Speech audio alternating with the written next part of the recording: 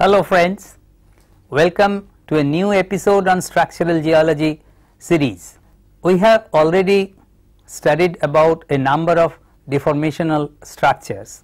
In this episode we are going to talk about lineations. Lineations are linear structures that develop in a rock from many reasons, may be primary or secondary in nature. When elongated plagioclase laths form in a flowing magma or lava, they arrange themselves parallel to the direction of flow, imparting a primary linear structure to the ultimately cooled lava. However, structural geologists are more interested in secondary lineations or lineations that form in response to application of directed stress during deformation. This is because the mode of formation of secondary lineations and the relation between secondary lineations and major structures like folds gives us a very good tool to know about the major structure, the deformation process, the direction from which the stress was applied, etc. Now we come to the part where we define lineations. What is a lineation?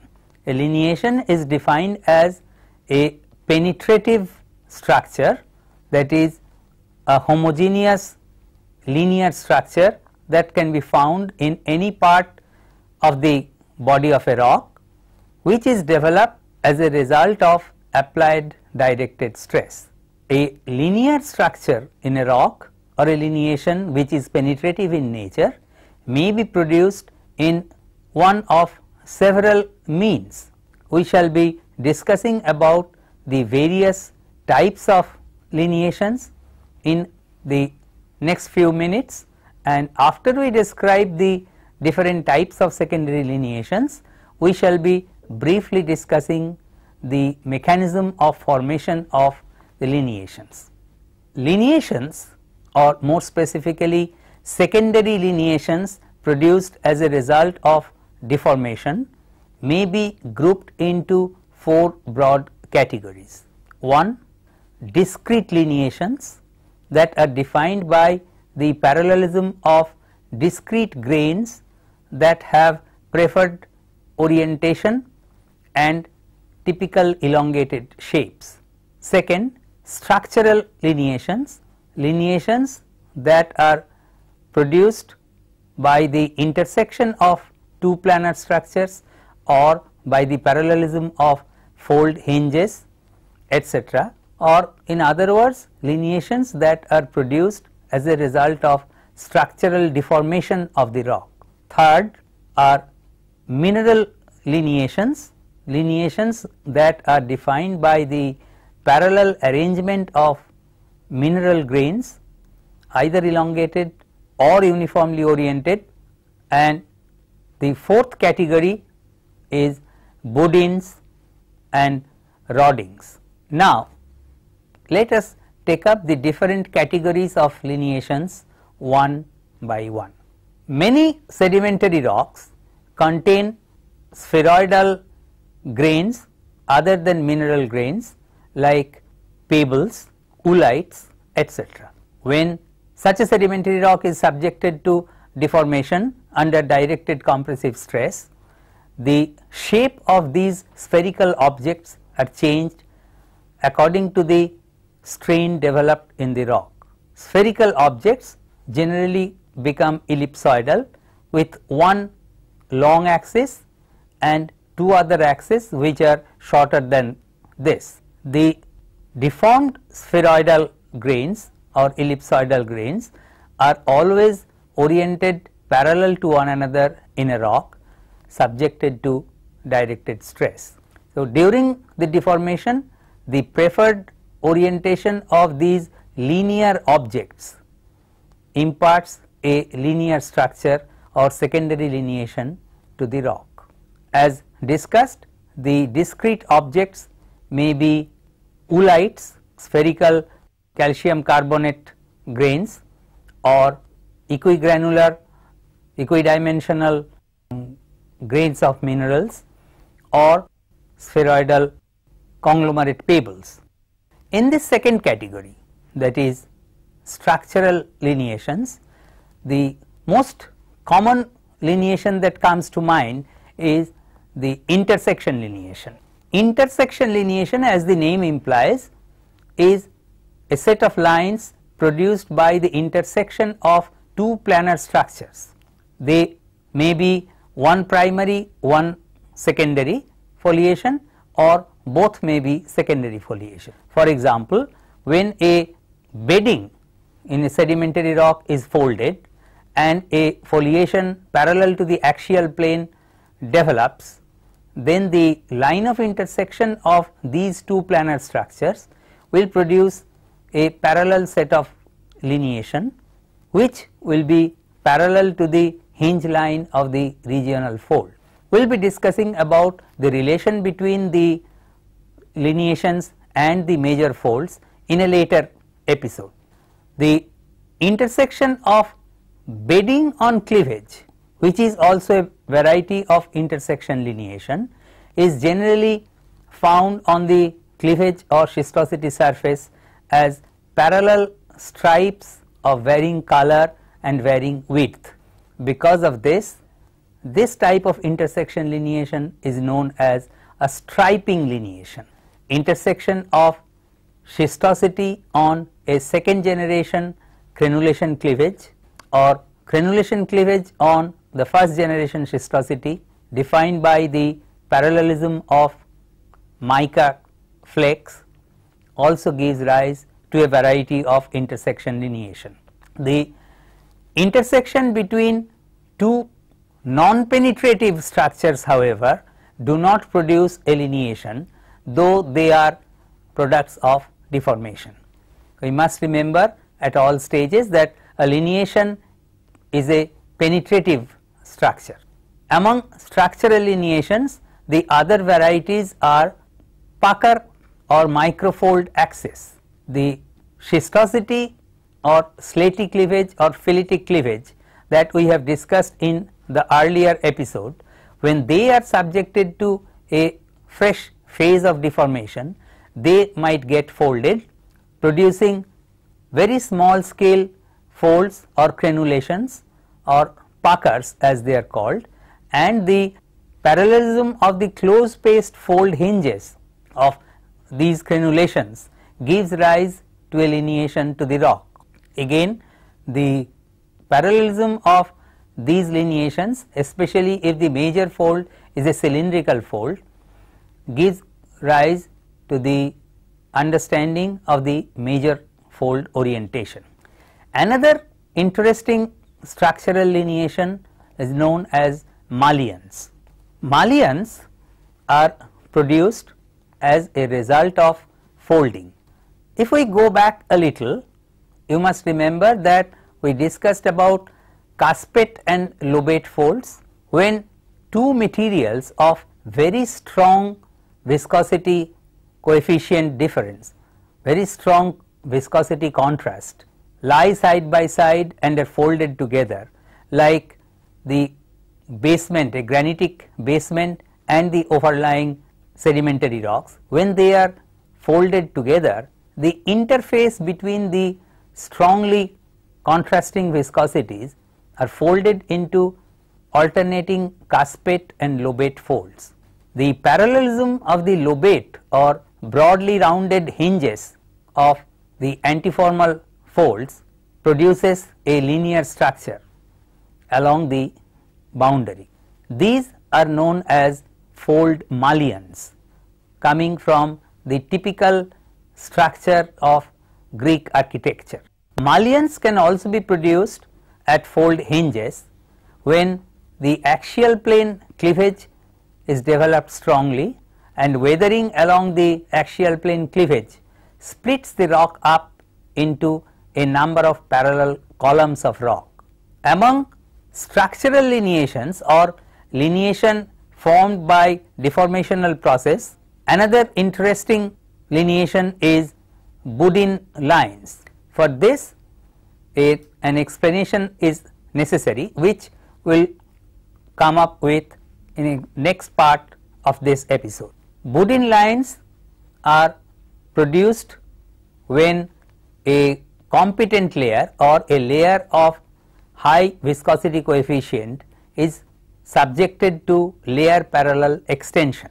Like a glass rod heated in the middle and subjected to extension along the axis away from the center shows a necking or narrowing at the hot part. Similarly, a competent layer embedded or sandwiched between two incompetent layers when subjected to layer parallel extension under high confining pressure temperature conditions produced a chain of sausage like structures in it.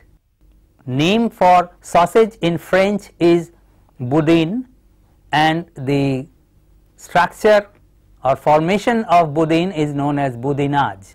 The boudin lines, the lines separating the neighboring sausages, forms a lineation. Most important variety of structural lineation are slickened lines. While discussing faults, we have seen how faulting produces a smooth polished surface on which linear grooves parallel to one another defining the direction of movement are developed at the time of faulting. So, slickened sides or the smooth polished surfaces with the linear grooves marking the direction of movement along the fault planes, known as slickened lines, forms a very important structural lineation. The next category of lineation is mineral lineation. Mineral lineation may form in a number of ways. The mineral grains with an elongated prismatic or acicular habit, those that are typically long with respect to the other two dimensions, orient themselves parallel to a specific direction, parallel to one another in response to applied directed stress, thus imparting a linear structure to the rock. Mineral grains may concentrate along certain zones within the rock and form a mineral lineation.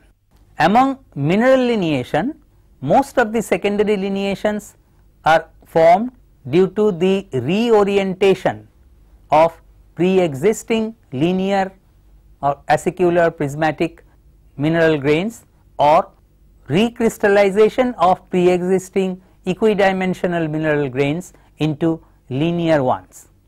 The mineral lineation again has a specific relationship with the fold axis, which we will be discussing in the later part of this episode and in the next episode.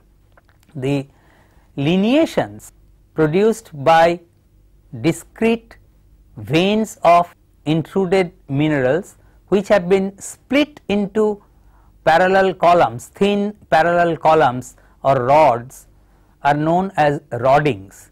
This is another variety of mineral lineation commonly found in quartz veins intruding a rock and subjected to deformation, especially when the surrounding rocks are incompetent. They deform by in a ductile manner, while quartz being highly competent deform in a brittle manner and are split into parallel columns producing roddings or quartz rods. Now, let us discuss how lineations form in nature, the mechanism of formation of lineations.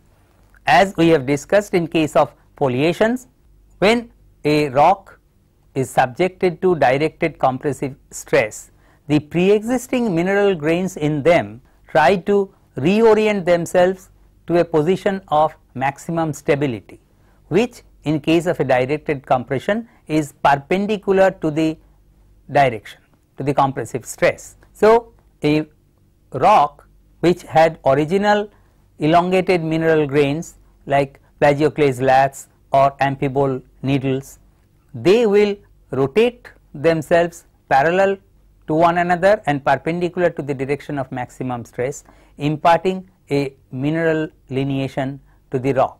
The mineral lineation may also be produced as a result of the intersection of foliation planes. Foliation planes, as we have discussed, are produced as a result of parallel arrangement of platy or flaky minerals like mica and flattened mineral grains like quartz and feldspar. The intersection of such foliation planes, such secondary foliation planes with a primary foliation or bedding or another secondary foliation will give rise to mineral streaks, elongated mineral grains on the surface of intersection. Thus, intersection lineations indicating parallelism of minerals are produced. Budines, a very interesting aspect of structural geology, are produced in a very peculiar manner. Let us go back a little to the flexural type of folding. As the layer parallel compression is applied to a layer, the layer gets folded, the dip of the limbs gradually increases, the fold becomes tighter and the limbs gradually come to a high angle to the applied directed stress.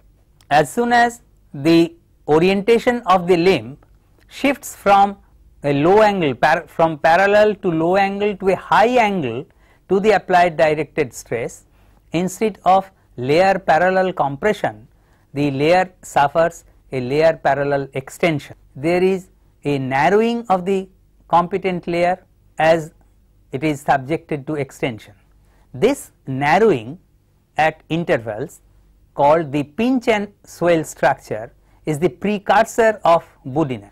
As the deformation continues, this layer parallel extension splits up the competent layer into a number of budine or sausage like structures. At the end, it looks like a chain of sausages. The line joining the neighboring budines is called the budine line and defines a lineation. We will be discussing the relationship, orientational relationship between the budine lines and the regional fold axis later, but we must remember one thing, that it is not always that a single set of budine lines are produced. The situation is such that with layer parallel extension there is secondary extension perpendicular to it, then two sets of budines might develop, resulting in a chocolate tablet structure, exactly as we find on a bar of milk chocolate, two intersecting sets of grooves cutting across one another almost at right angles, resulting in square or rectangular blocks of rock with separated by depressions. When a layer parallel compression starts deforming a layer into folds, the maximum extension usually occurs, or let us put it the other way, the fold axis usually occurs parallel to the direction of maximum extension. Thus, the lineations that are produced as a result of applied directed stress are almost always parallel to the maximum extension direction.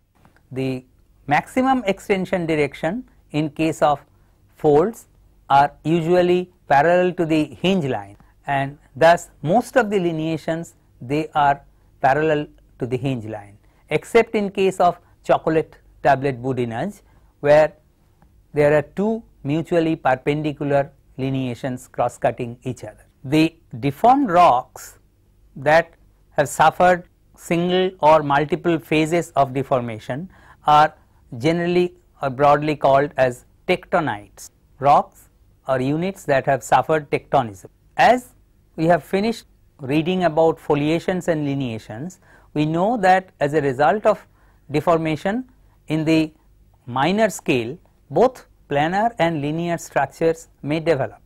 We have seen how foliation planes are described with the suffix S, the S coming from the German term Schiefer.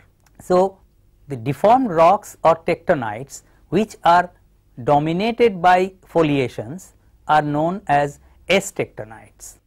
The deformed rocks or tectonites which are dominated by linear structures are known as L tectonites or linear tectonites, and those deformed rocks which contain both foliation and lineation are known as LS tectonite. The tectonites or deformed rocks, both S tectonites and L tectonites, are our tools to understand the tectonic evolutionary history of a terrain, the rocks of an area. Now that we have finished reading about the different structures produced during deformation, ductile structures, brittle structures and major and minor structures, let us summarize what we have learned. The foliation and lineations are minor structures produced as a result of deformation. Together with large scale or regional folds, small scale penetrative structures like cleavage, continuous or spaced, and lineations of various kinds are produced. The relationship, as we will be studying in the next episode, between these minor structures and the regional fold helps us in understanding, analyzing and interpreting the major fold, and also to understand how the deformation took place, at what stage, how many phases of deformation affected a particular area, and that helps us in slowly, gradually building up the evolution of the rocks of an area. Let us look forward to the next episode, where we will be seeing, we will be discussing how the minor deformation structures are produced and how they are related with the major structures, that is folds. Thank you.